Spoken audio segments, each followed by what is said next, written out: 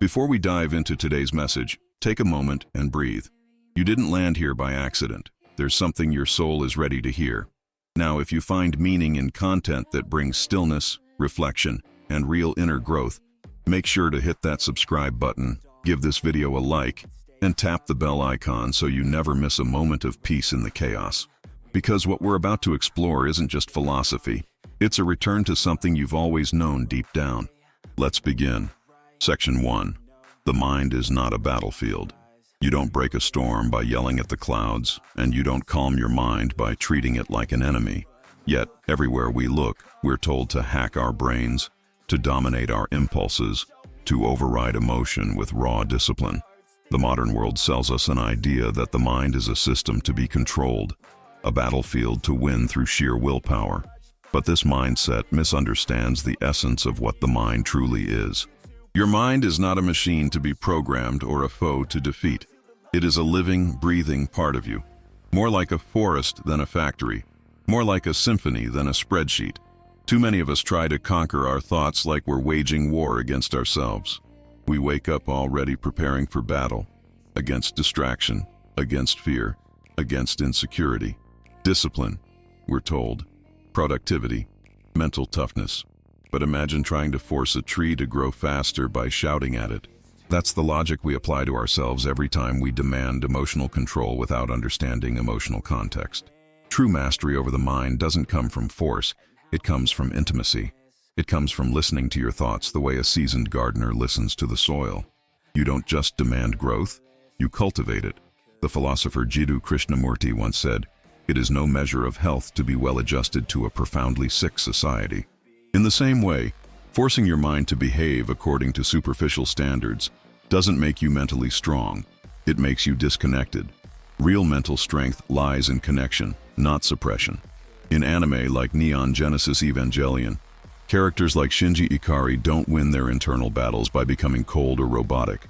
They struggle deeply, emotionally, painfully, and their growth comes only when they begin to understand their fears, not escape them. This is the great paradox. The more you try to dominate your mind, the more it resists.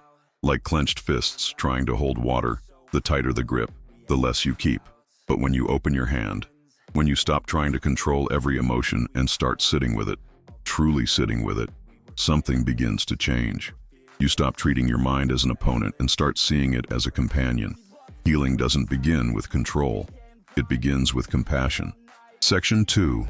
Taming the storm without a fight. Krishna's words in the Bhagavad Gita are often quoted but rarely understood. One who has conquered the mind has found a friend, he says. But notice he never says to fight it, to crush it, or to escape it. In the spiritual tradition, to conquer is not to overpower. It is to dissolve the illusion of separation. It's not about forcing silence where there is noise, but about cultivating awareness so deep that the noise loses its grip. In the world of the ego, conquering looks like domination.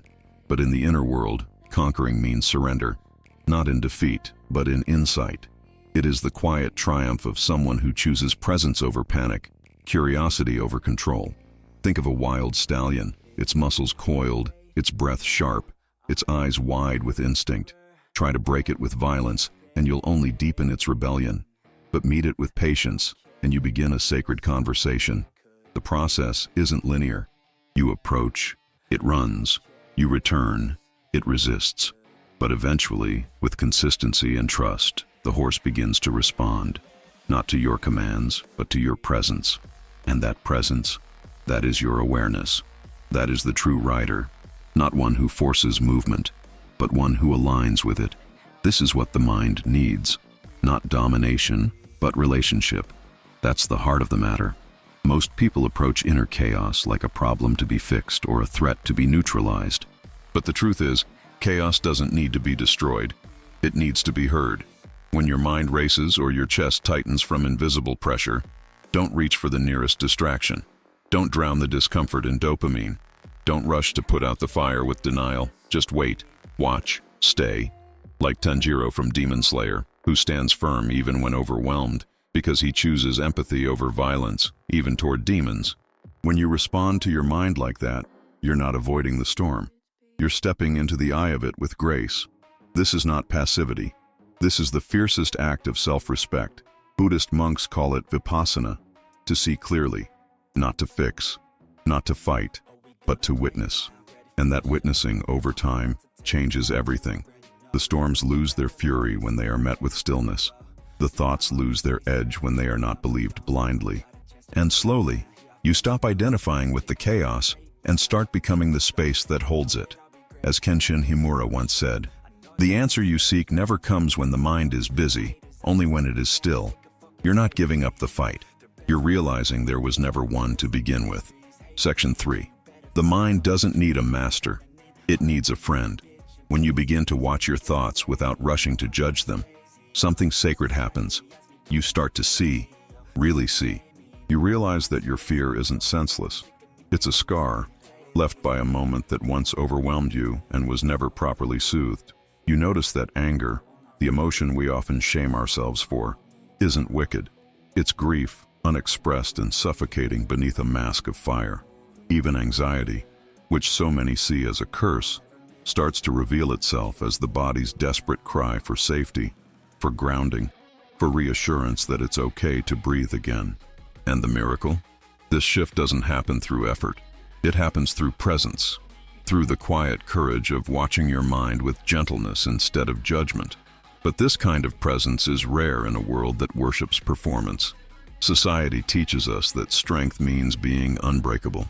We're told to toughen up, to stay sharp, to never let emotions interrupt our grind. Don't feel so much, they say. Be a machine. So we put on armor, we suppress, we push, and we train our minds like boot camp soldiers. No rest, no room for weakness. We scold ourselves for being tired. We shame ourselves for breaking down. And we wonder why, despite all the hustle, the storm inside grows louder. The truth is, we've mistaken force for freedom. And we've forgotten that true strength isn't found in tension. It's found in tenderness. That tenderness is not weakness. It's a different kind of power. The kind you see in the quiet moments of Hunter x Hunter, when Killua protects Gon not by fighting harder, but by staying present in his pain. It's the kind of compassion that doesn't flinch when someone is hurting, that doesn't run when fear surfaces. A Zen monk once said, "When the mind is full of pain, give it kindness, not commands." Let that settle, not commands, not solutions, not punishments disguised as motivation, but kindness, the kind that says, "I see you, I'm here, take your time." This is not spiritual bypassing. This is a warrior's grace, the unshakable power of someone who refuses to abandon themselves. So ask yourself, when your mind spirals, how do you respond? Do you treat it like a malfunctioning tool to be fixed? Or do you treat it like a wounded friend who needs your time, your breath, your acceptance? Because the truth is this: you cannot heal a wound by calling it weak. You cannot lead your heart into peace by yelling it into submission. What heals is attention. What transforms is presence. Like Haku from Naruto, who carried unbearable pain, yet found freedom not through battle, but through understanding. Be the one who finally sits with your mind without needing to change it. In that stillness, healing begins, not as a goal, but as a natural unfolding of compassion. Section 4. The Dance of Seasons Within.